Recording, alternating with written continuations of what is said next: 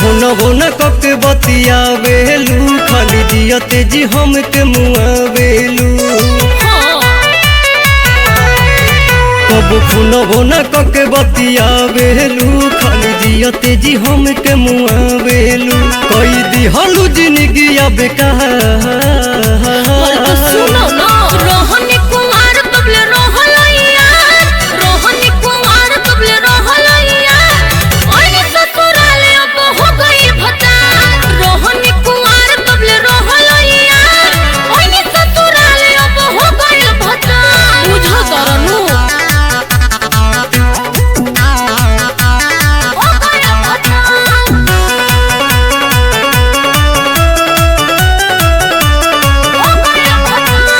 पहिले तो कहलू खूब यार हो, पाँव नहीं दिलू जब से मिलल बा भत्तर हो। तोहरा से प्यार रहे शादी से पहले, छोड़ दो तू पीछा हम हाथ जोड़े कहिले। अरे बाबू मान जाना हाथ जोड़े कहिले।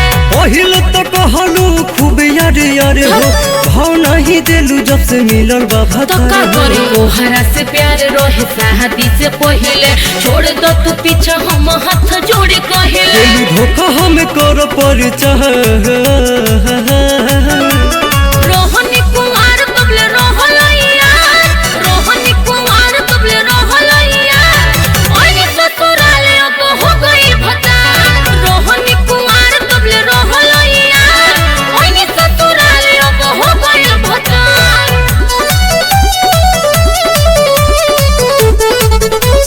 हो गई भता।